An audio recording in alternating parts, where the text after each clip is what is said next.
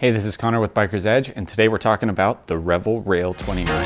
Oh, this is awesome.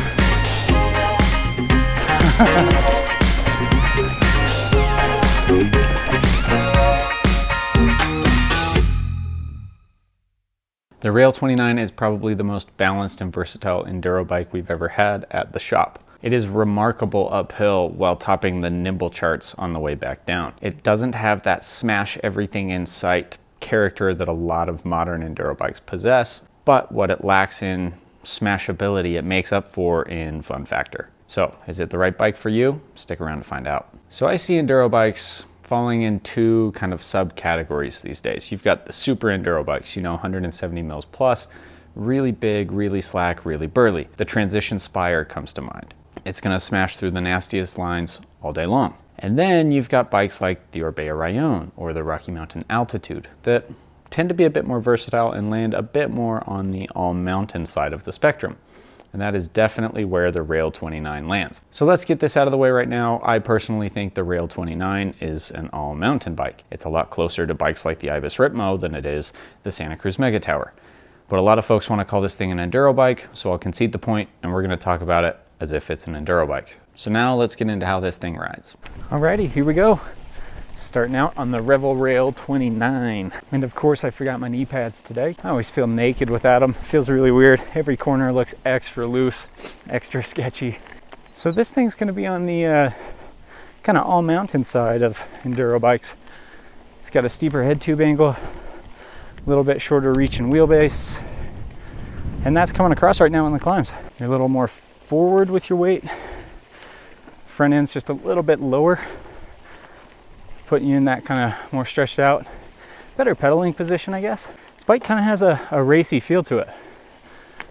It's got that kind of low slung, quick feel, almost like, I don't know, like an SB130-ish type feel to it. Obviously a little more travel, a little squishier, but that same kind of feel, if you've ever jumped on that bike, you'll know it's like a little lower in that front end, a little more racy feeling. This is similar. I think this bike is probably one of the best enduro bikes for climbing. If it really came down to it, I'd probably put it in the all-mountain category over the enduro, and that kind of makes sense. Revel tends to build their bikes that way just a little bit more balanced, a little bit better at pedaling. I do like how this bike climbs a lot. It's the kind of bike you could jump on, climb all day, still hit some ratty descents. All right, hitting some downhill here. This bike is surprisingly plush and smooth. Revel really kind of kills it with the suspension design. Do a really good job on that. That's sick. It's not dead. I think the geometry has a little bit to do with that as well. That lower front end, steeper front end keeps the steering quick and responsive. So suspension feels really soft off the top, nice and plush, grounded. It doesn't wallow at all though. It's just kind of off the top. It almost feels like you're running your tires lower. You got a little more give or forgiveness from the tires. That's how it feels. Everything's just kind of buttery.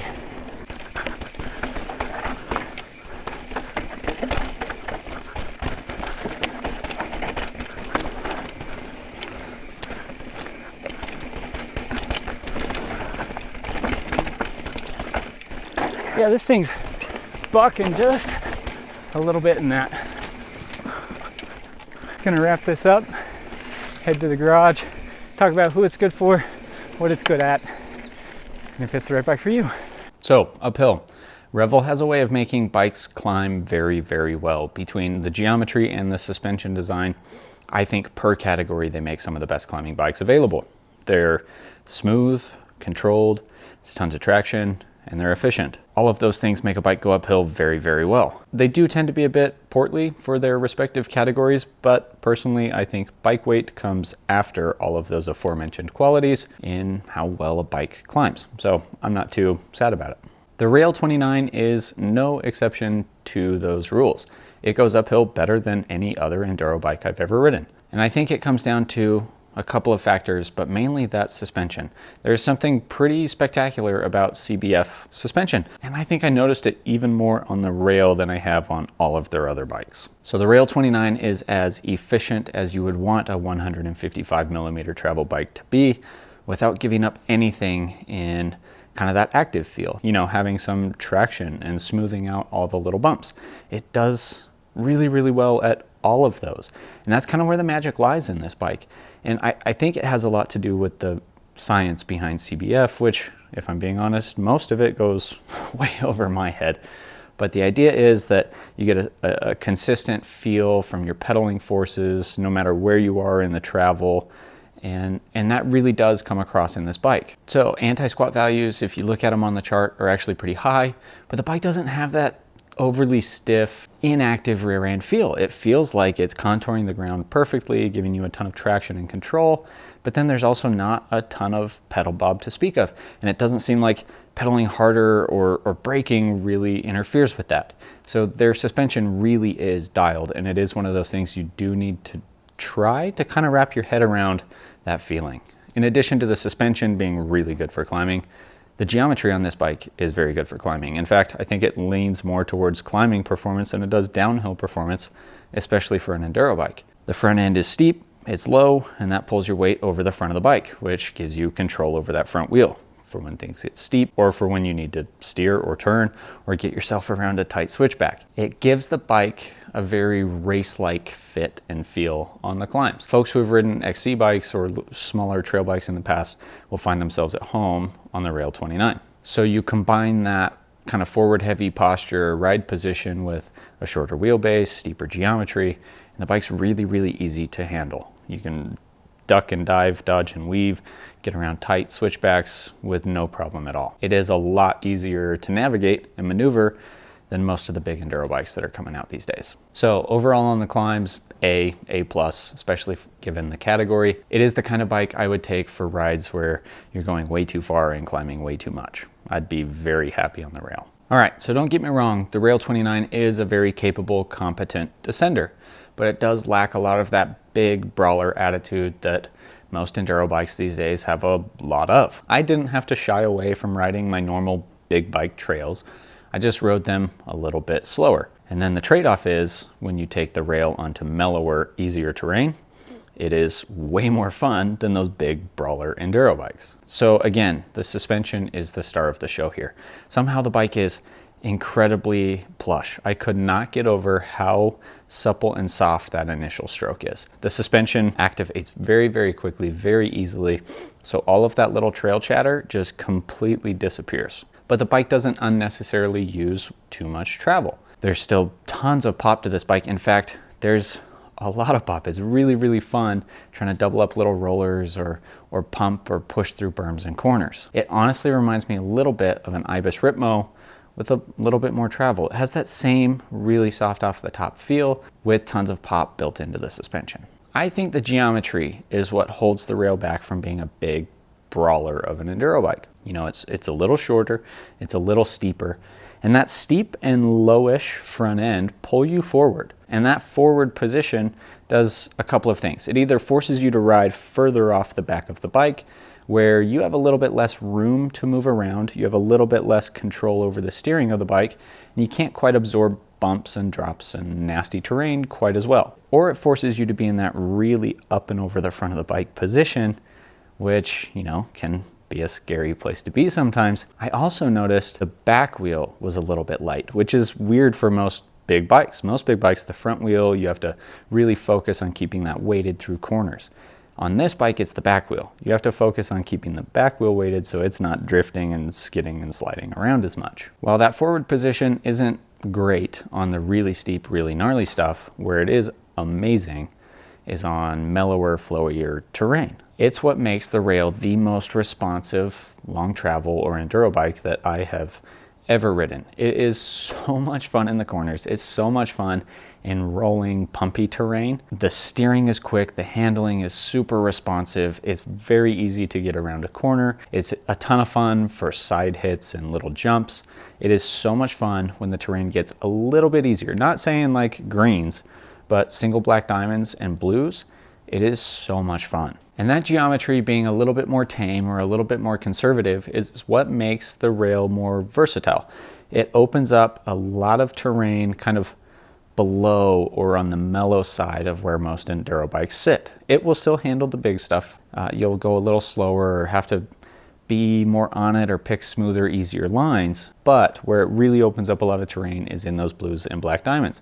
Those big bikes get boring, slow, and sluggish, and this one does not. It really shines in that type of terrain. So overall, on the downhill, the Rail 29 is a competent, capable descender. It's not the biggest, the burliest, or the smashiest bike, but it definitely is the most responsive. So a couple of quick comparisons here. Ibis Ritmo comes to mind. I already kind of mentioned that. On paper, these two bikes are actually very, very similar. The Rail has almost 10 mils more rear travel, but other than that, the geometry is very, very close, and the suspension feel is very, very close. They both have the really soft initial stroke and a ton of play and pop kind of built into the bike. Neither one of them is the most aggressive or rowdiest descender, and they're both really, really good climbers. I think you're splitting hairs trying to differentiate these two, but I will say the Ritmo probably is the faster climber, but I think the Rail 29 is more supple and smooth and controlled on the descents. The other bike we should compare this to is the Orbea Rayon, because like the Rail 29, it kind of sits on the more all-mountain side of the enduro bike category, although it has way more travel and a lot slacker, longer geometry. It does sit a lot closer to bikes like the Mega Tower, the Spire, the Altitude than it does the Rail, but it's kind of the closest one I could think of. With that said, the Rayon is going to be a much more capable, burly descender. It doesn't sacrifice much in terms of play and fun and maneuverability, but it is a more capable descender than the Rail 29. I think the Rail 29 goes uphill as well or better and is definitely more responsive, more fun on mellower trails than the Rayon. If I was racing enduro or I found myself in double black to black diamond terrain all the time, probably go Rayon.